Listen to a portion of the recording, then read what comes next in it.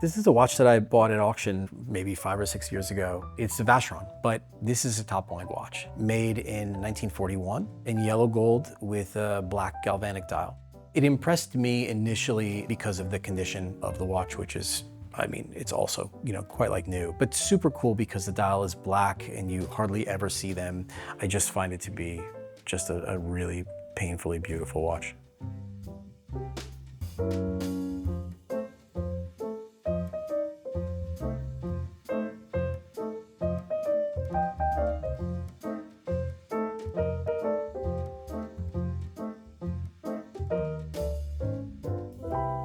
Adam Victor, welcome to Talking Watches. Thanks very much. Thanks for having me. For those in our audience who don't know you, you're a New York-based collector, also dealer. How did you get into watches in the first place? Watches were something that happened for me when I was in high school. There was never like a thing in my family, like my dad didn't have a watch that was particularly meaningful for him. My grandfather didn't have a watch that was particularly meaningful for him. But I got a gift when I was in high school from a friend as a birthday present. And it was a steel and gold Movado museum piece, and which was quite a crazy gift for high school from a friend. But I wore that watch all through high school. I loved it. My friends were like, "What are you doing with the gold watch at school?" And it was just something about it that it just amazed me. I think initially it was like honestly, it was the aesthetics of that watch that got me kind of going, but that was the beginning. I think that the watch that got my attention after that was probably a Submariner, and then not long after that, Frank Mueller. Like I started seeing advertisements for Frank Mueller, and it looked so romantic to me. And like I wanted to try to experience like everything. So it was like fast clip. Like after the first one, I just started to like the world was sort of like opened up for me. So I wanted to acquire and consume everything, but like I was in high school and in college, so you can only do so much. I mean, from Movado to what we've got on the table is a pretty big swing in a lot of ways. We've got this really cool Bulova. Can you tell me a little bit about this? Yeah, sure. So the watch was born out of a contract in the mid-50s, right? So UDT and EOD divers needed an appropriate watch for the kinds of things that they were now doing and the tasks that they now had. And chief among those things was a rotating bezel, right? Which Bulova military watches from the Second World War and the years that followed didn't have rotating bezels. They were waterproof, but they didn't have a lot of other things. They were tools, but they weren't as useful as they otherwise could be. So in the mid-50s, the Navy decided, after testing a bunch of watches and looking at a bunch of different watches, that they wanted something that was purpose-built for these individuals in particular. And so they went to Bulova and they said, okay, we have a contract with you, we need these particular watches, and this is what we want. It had to be waterproof, it had to be robust, you had to be able to wind it while you had gloves on, it had to have a moisture disc, and it had to be amagnetic, right? All of these things are absolutely necessary for these very experienced and unique divers. And so Bulova created a prototype. And they submitted a number of watches for testing. And in 57, end of 57, they sent the first 3 watches in, and they failed miserably, flooded, bezels came off. It was a disaster. And the Bureau of Ships said, okay, thanks very much. Please make 3 more and incorporate the changes that we need and send them back. And so they did that. And little by little, over the course of just under 2 years, they sent in a watch that was acceptable. And the last comments from the Bureau of Ships were, please send more, and then essentially like the order is coming, right?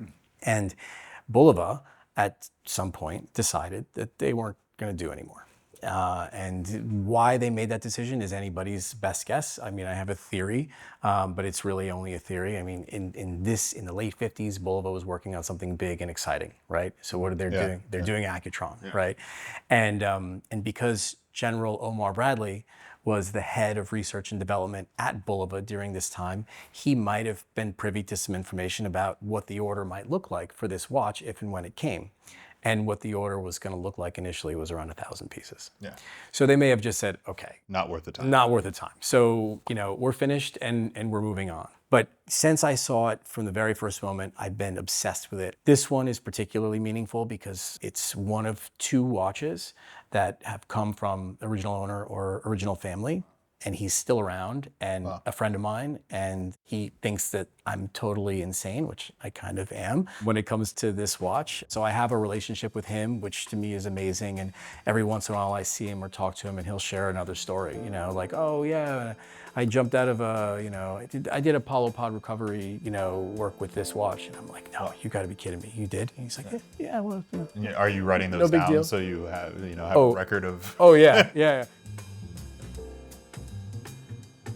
I'm gonna skip to something completely different, which is actually the watch that I most associate with you, because I think the first couple times that we hung out, this was the watch that you were wearing all the time.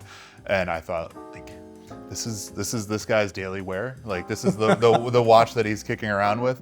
Patek Steel 570 Breguet. So how do you go from something like this to something like this is a watch that like you're collecting or you're interested in? I mean, it's about aesthetics, I think. I mean, this watch is purpose-built and it has a story, and I find the story to be incredibly romantic. But this from Patek Philippe in this configuration, you know, that steel Patek is something really very exciting and quite rare. But this configuration, you know, for me is, I don't know that there's a more beautiful watch like ever from the brand. Like I just think it's perfect. You know, I don't even remember when I was first exposed to this configuration, but I know that one of your very first talking watches with John Goldberger, and he shared his 570 three-tone Breguet.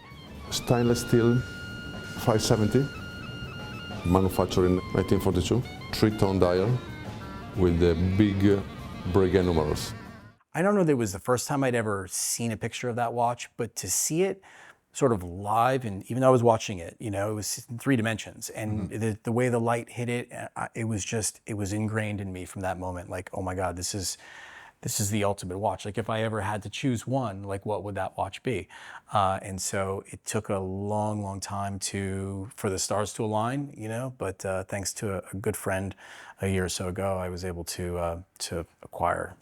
So I caught you sort of in the honeymoon period, probably, when we like. The honeymoon's never ending for this watch, but also, like, you know, it's not a daily wear watch for me. You're saying, oh, it's like a watch you wear to coffee, but like, okay, I'm gonna wear something cool if I see you for a coffee. I'm not gonna wear, you know, something boring.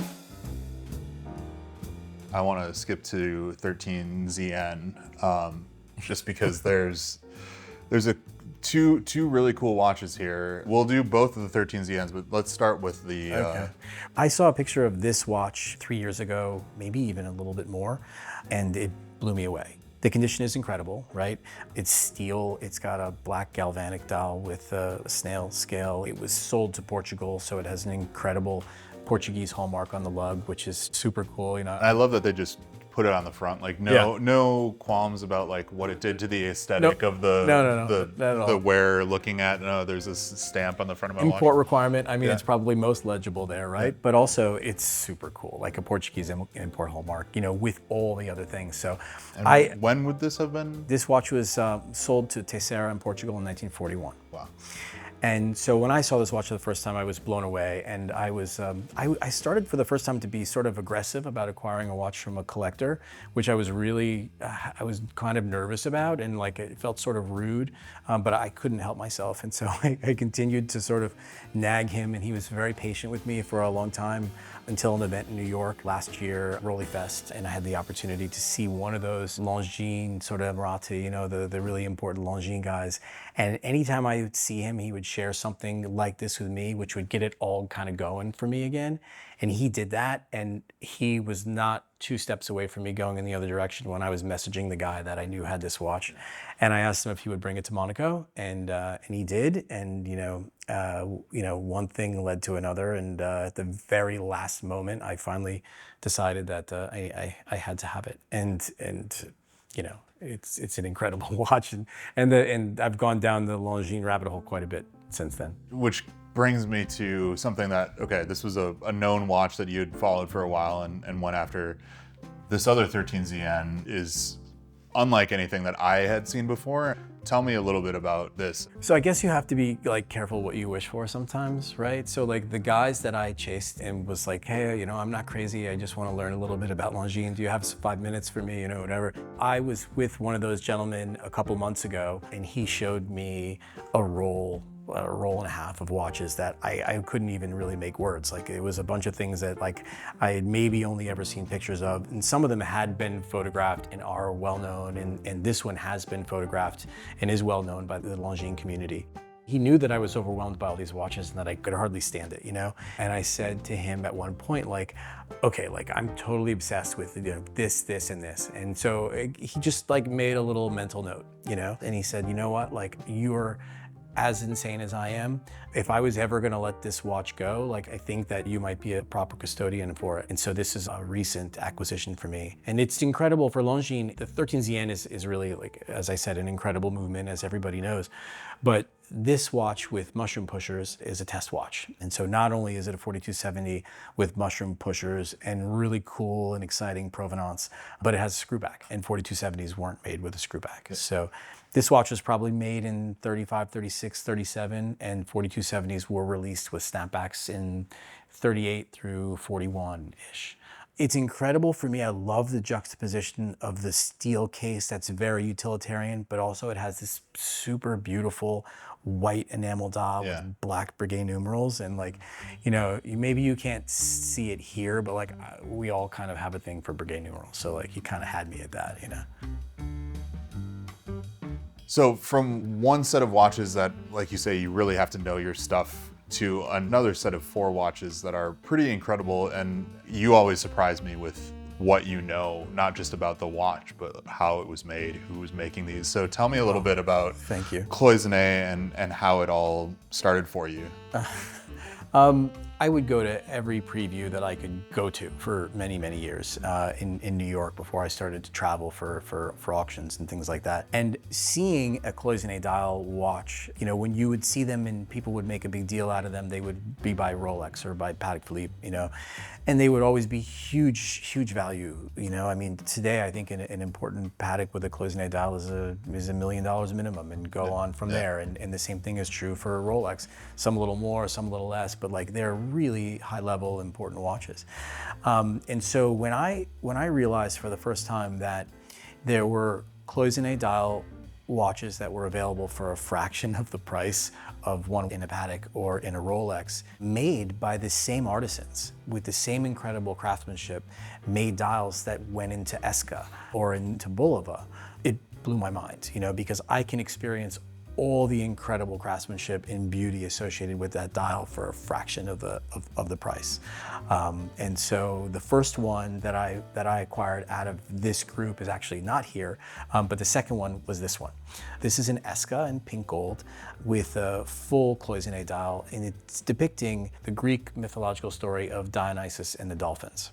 I made a silly post, when I got the first one, that it's mobile art, but it is. I mean, the craftsmanship and the time and the expertise that's associated, it goes into each one of these, is really, it's like almost overwhelming, You have to start with a dial that's made of gold, and then to decide whether you're going to do Champlevé, which is, this one, which is just the enamel in the center, versus full enamel, and then to go through the process of choosing, the materials and the colors and setting the wires and baking it, and then knowing that this particular opaque dust will be, after 15 fires, will be just the color that I want, and then being able to do that with the full color spectrum, and to manage it in a way that they come out to be just as beautiful is, it's pretty overwhelming.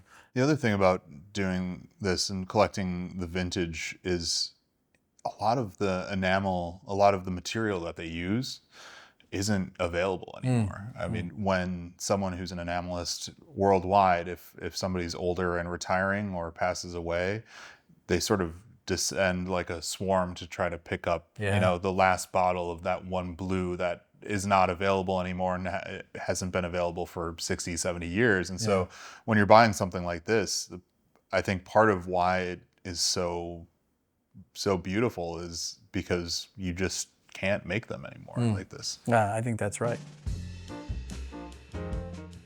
you seem to have an appreciation for everything that's not the Royal Oak when it comes to Audemars Piguet. You do have one that's not on the table here, but talk to me about AP and some of these sort of wild things that are not the first thing that you think of when it comes to AP, but what makes them so special to you?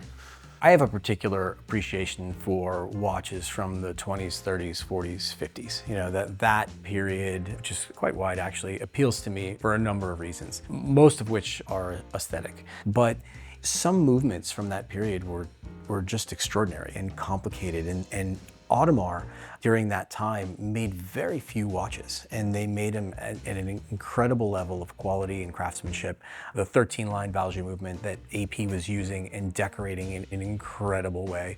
In a lot of cases, no two are the same. You know, so it's like discovering something every time you see a new Audemars from that period. I kind of love the idea that this is a world time made in a 34mm case, and there is not another one that looks like it. There just is not. You know, you have to go off of gut feeling and like intuition and experience. Yeah. You know. Yeah. And so this is an interesting watch to me because it's essentially like keeping a list in your pocket and pulling it out to look at what other time zones exist. Like it does nothing except tell you the time, right? It's a passive world time. Yeah. You know, with a VZAS movement, so it's like the precision movement with the sub-seconds is at 9 o'clock, and then the world time register is at 3. And as you said, you need a magnifying glass or a microscope to read it, and it's a passive world time. So it's like, here's your guide, you know, kind of figure it out on your own. You have to remember where you are. You can't Exactly. you can't show up in a different time zone and then forget, okay, what time zone am I in? And yeah, that's sort of the romance, you know, for me. I mean, aside from the fact that I find it to be insanely well balanced and just painfully beautiful, you know, it harkens back to a time where, you know, like, okay, do the best you can with that information. So from a relatively simple watch to something much more complicated that is, you know, sort of what AP has started to be known for, but not in this configuration anymore, you know? Yeah, so this is a watch in white gold made by AP in 1926. And sold to Bittman in St. Moritz in 1936. AP made a number of calendars based on this caliber, which is the 10 GHSM. This particular configuration has the date in engraved hard enamel around, which is cool. Not a lot of these watches had engraved hard enamel, with 2 apertures for day and month, and then the moon phase. It's in white gold. It was found probably 5 or 6 years ago with this bracelet. And there were 9 in this configuration, so with this calendar layout, and only 2 are known. 2 are pictured in their book, and this is one of them. So the archive image of this watch is in their complicated Audemars book. I mean, I think that's pretty incredible that they also, to think about a watch like that anybody I think would naturally gravitate towards or try to snap up now, sat for 10 years back then. But now, if you put that up for sale, it wouldn't sit for very long, I don't think. That it took a 100 years for people to really appreciate. I don't think it took quite that long, but you're right, you know. And then we have another calendar watch here, which is pretty incredible. So this is also from AP. This is a full calendar, a reference 5513 in yellow gold. This watch was made in 1949. You know, for me, calendar watches from Audemars from this period are some of the most beautiful and romantic watches made. I try to chase them whenever I can. You know, so far the chronographs have eluded me. You know, I hope to get lucky one day.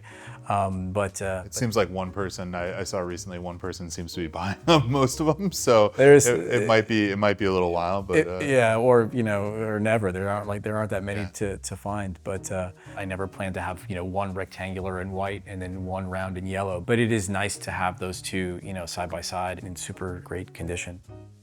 Real quick, just a little diversion. So this is another AP, but it brings us to sort of the pocket watch portion. And I will say I did not put you up to this. I did not pay you to put pocket watches into Talking Watches as much as I love them. But quickly, just tell me what makes pocket watches actually an interesting proposition for you. You know, I think that I'm attracted to pocket watches, or I was initially, because I think that there's incredible value associated with the beauty in these watches. You know, either of these watches in their wristwatch form would be exponentially more expensive, but also they're every bit as beautiful as they would be in wristwatch form. I mean, this watch is actually, both of these pocket watches are from 1939. This is a platinum watch from 1939 made by Audemars with a multi-tone sector dial. I just think it's flawless. It's just perfection. You know, it's thin. It's just incredibly elegant, you know. I always wanted to be the guy that wore a pocket watch, and I've never worn one. I don't know what that's about, but I just find them to be just incredibly beautiful. The platinum is incredible. I mean, it's brushed. It looks like, you know, kind of like steel. It looks a little more industrial, but something that you don't see a lot of people doing now. I think the only thing that comes to mind is Dufour doing brush platinum cases on his simplicity, and it's not a technique that you often see anymore. And then on the flip side, here's a World Time that is pretty interesting, and the fact that it's not a Patek almost makes it a little more cool. Yeah. Years ago, I flew to Geneva to go through the Cotier archives and did just a deep dive through every piece of correspondence and letter and sketch that he had, and I left there like, you know, #1 Louis Cotier fan. You know, I know I'm not alone. There's a bunch of us out there, but the fact that this was a World Time mechanism was something that he had been working on and his father had been working on, you know, and that the workshop was set up ultimately, and he had these relationships with these brands to make these World Times. I just find everything about that story to be really beautiful and also incredibly complicated. It was one of only 5 Agassi World Times made with the sweep second, so it's an incredibly rare configuration and also quite like new, which is cool.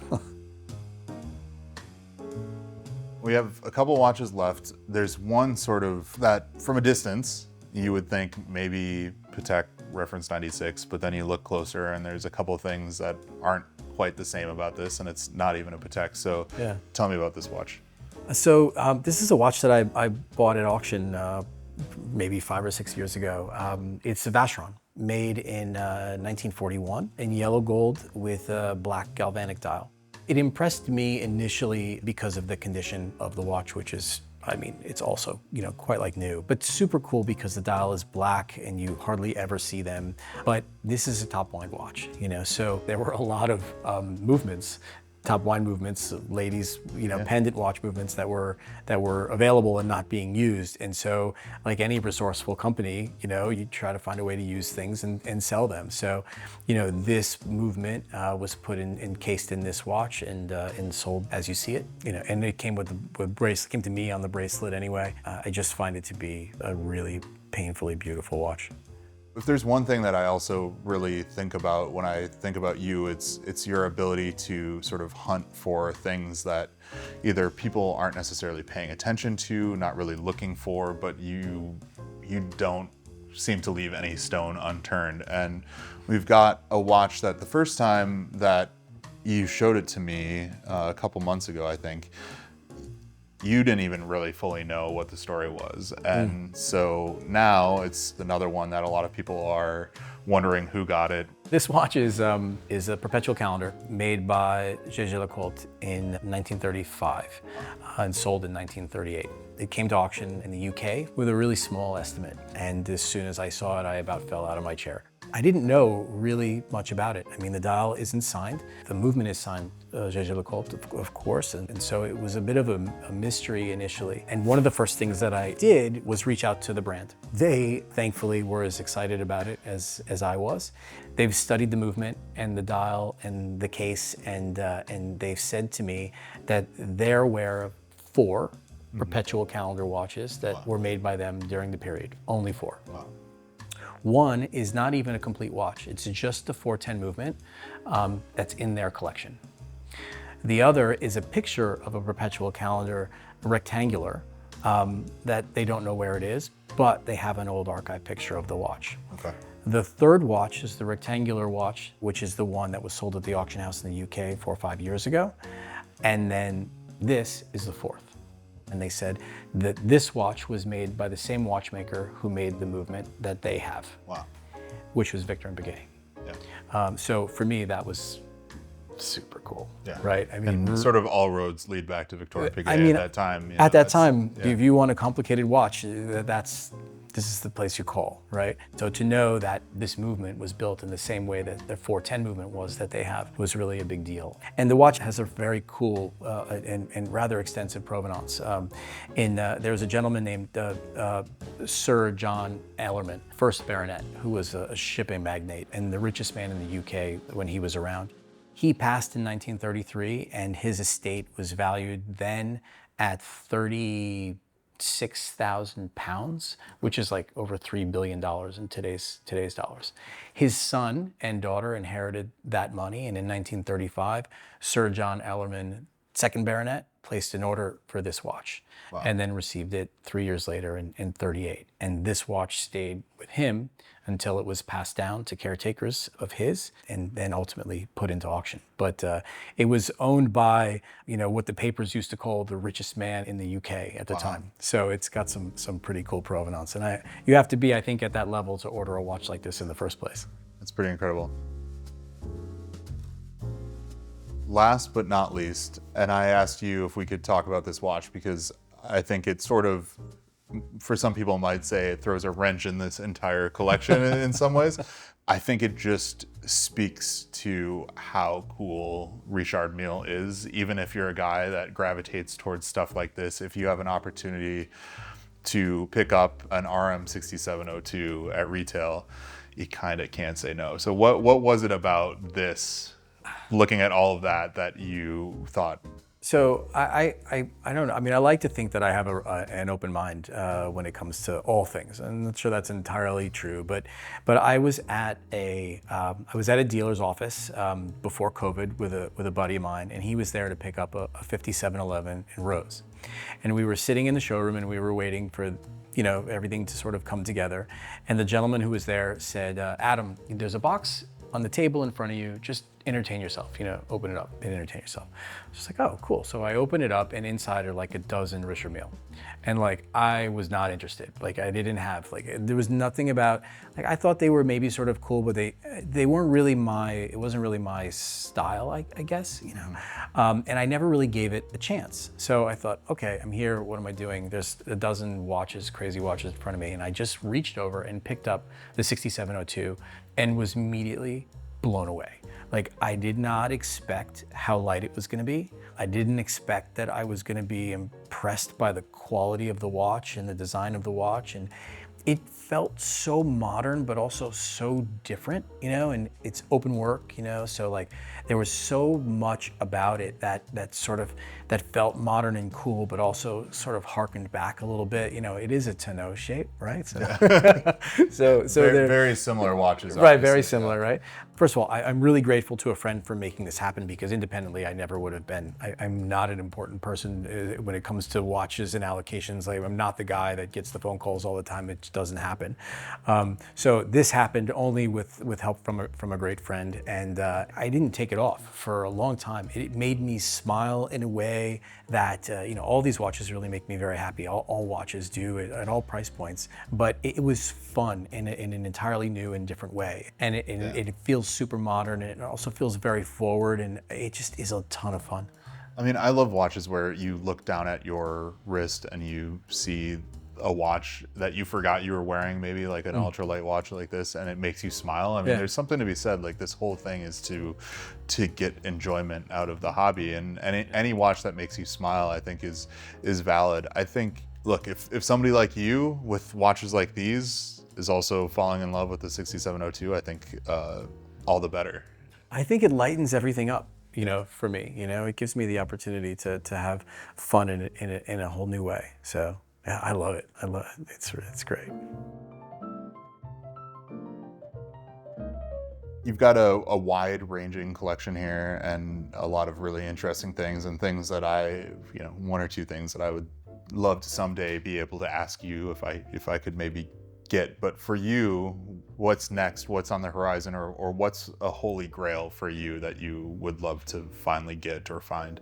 It's a hard question, and there's no easy answer. So I won't. I'll try to give you the abridged version.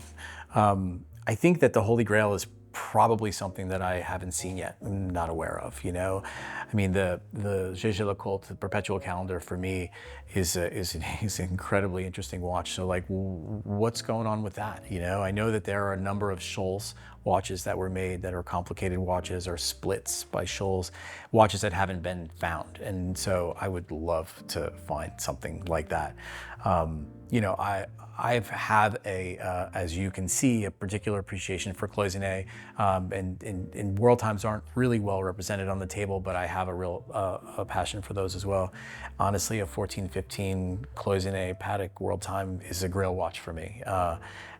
So, you know, unfortunately there aren't a lot of those around, and I'm not likely to find one anytime soon. I mean, we both saw the Eurasia dial, Yeah. 1415. It's a watch that I think anybody with any means would really have to reach deep into their pockets to get something like that. So. It's a very important watch, but I guess that's what makes it a grail, right? I mean, so like if it were super attainable, like it could be a grail for me until I got it, and then like what's the next one, you know?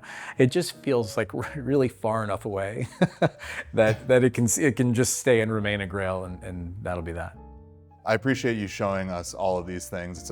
It's really a fascinating collection. It's a fascinating journey that you've been on with your watches, and I really do appreciate you sharing it with all of us. Well, I can't thank you enough. It's been something that I never imagined that I would have the opportunity to do, talking watches. So it's an incredible honor to share this stuff and to be with you guys. So thank you.